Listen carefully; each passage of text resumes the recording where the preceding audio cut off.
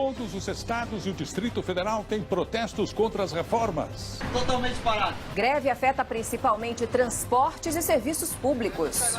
Esse já é. A polícia usa a força para acabar com interdições de ruas e estradas. Muitas bombas, muito gás.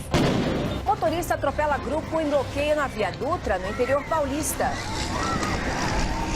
O ministro da Justiça considera o movimento grevista fraco. O Brasil está funcionando normalmente. Brasil fecha o primeiro trimestre com mais de 14 milhões de desempregados. Os setores que mais sofreram baixas foram o da indústria e da construção. Termina daqui a pouco o prazo para a entrega do imposto de renda. Donald Trump completa 100 dias de governo e admite, achou que seria mais fácil ser presidente dos Estados Unidos. Nossos enviados especiais mostram a visita do Papa Francisco ao Egito. Árbitro do jogo entre Peñarol e Palmeiras põe a culpa em Felipe Melo pela briga no Uruguai. As histórias de um dos clássicos mais importantes do mundo. Ex-atletas de Flamengo e Fluminense falam sobre a decisão do Campeonato Carioca.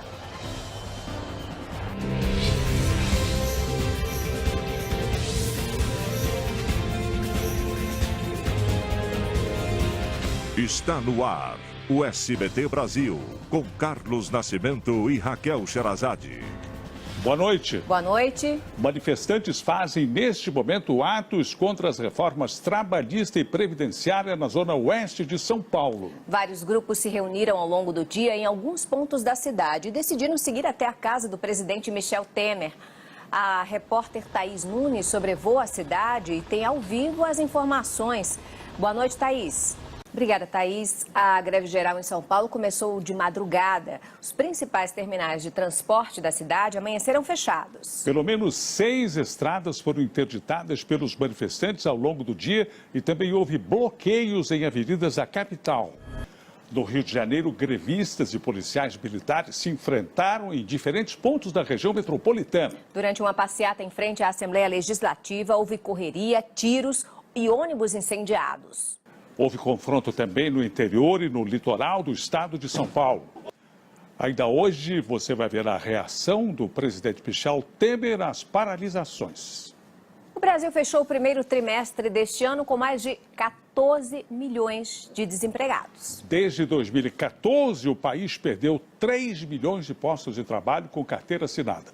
Os números foram divulgados hoje pelo IBGE. O ministro do Supremo Tribunal Federal, Gilmar Mendes, determinou agora há pouco a libertação de Eike Batista. O empresário está preso em Bangu, no Rio de Janeiro, desde o início deste ano.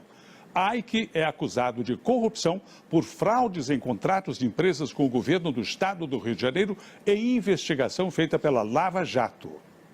E agora vamos a outras notícias pelo Brasil.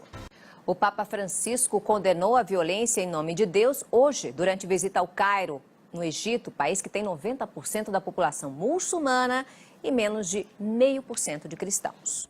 A Polícia Federal cumpriu hoje mandados de prisão em 4 estados e no Distrito Federal em mais um desdobramento da Operação Lava Jato. Um dos alvos foi um dos advogados do senador Renan Calheiros. Em nota, o escritório de advocacia de Bruno Mendes afirma que na operação de hoje não foi apreendido nenhum objeto suspeito de conduta ilícita e que a Polícia Federal não tem prova da participação do advogado nos fatos investigados. Já o senador Renan Calheiros disse que não cometeu nenhuma irregularidade e que Bruno sempre atuou dentro da lei. Termina hoje o prazo para a entrega das declarações do imposto de renda. Até às 6 horas da tarde, mais de 27 milhões de contribuintes já tinham prestado contas. A expectativa da Receita Federal é de que pelo menos mais 1 milhão de pessoas enviem os dados até a meia-noite. Quem perder o prazo terá que pagar multas que variam de R$ 165 mil até 20% do imposto devido. Um hospital em São Paulo usa a marca-passo e eletrodos implantados sob a pele para tratar a depressão. O estudo acompanhou 20 pacientes e o tratamento, por enquanto, só é feito da rede privada. Em instantes, Aulão ao Ar Livre promove debates sobre reformas entre pais e professores no centro de São Paulo. Cidades catarinenses registram temperaturas abaixo de 0 na madrugada mais fria do ano. Você vai ver já já.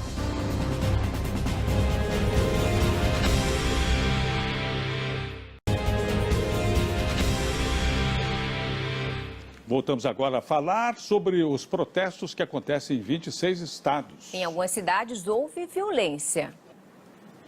O presidente Michel Temer disse em nota que as manifestações ocorreram livremente e lamentou fatos isolados de violência.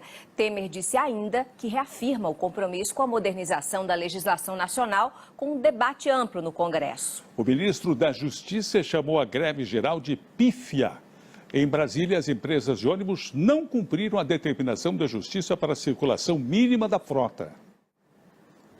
Em nota, a Associação Brasileira de Emissoras de Rádio e Televisão repudiou os atos de violência contra a imprensa durante as paralisações em todo o país.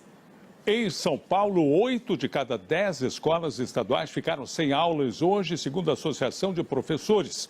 Houve adesão à greve, inclusive de uma parcela das escolas particulares. Vamos a Brasília ao vivo falar com Kennedy Alencar. Kennedy, boa noite. Publicamente, o governo minimizou o tamanho da greve, como fez o ministro da Justiça, Osmar Serralho. Mas qual foi a real avaliação? Veja a seguir. Prestes a completar 100 dias no poder, Donald Trump admite que achou que seria mais fácil ser presidente dos Estados Unidos. Cariocas se preparam para a decisão com um clássico que não acontecia há 22 anos. A gente volta já já.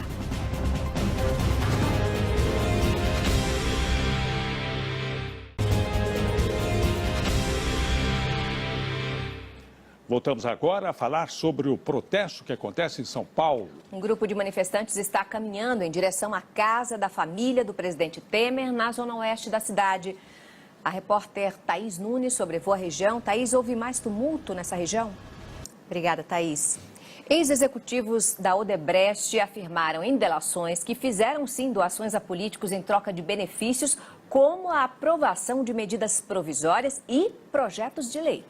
Investigados na Lava Jato que receberam Caixa 2 sem essas contrapartidas poderão ter punições mais leves caso sejam condenados.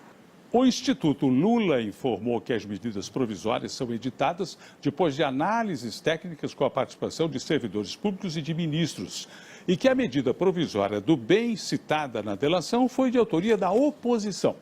Os advogados de Lula afirmam que as delações são versões unilaterais e que o ex-presidente jamais praticou qualquer ato ilícito durante os mandatos. O ministro Aloysio Nunes Ferreira afirma que não recebeu contribuição da Odebrecht para a campanha eleitoral de 2010 e que os depoimentos dos delatores são contraditórios e fazem falsas acusações. Nós procuramos a assessoria do senador Romero Jucá para que ele se manifestasse sobre o assunto, mas não tivemos retorno. O Congresso dos Estados Unidos aprovou um remanejamento financeiro para o país continuar pagando as contas até a próxima semana, quando o orçamento será votado. O impasse era uma das preocupações do presidente Donald Trump, que amanhã completa 100 dias no poder. E fique agora com mais um capítulo inédito de Carinha de Anjo. Boa noite. Boa noite, Brasil. Tchau.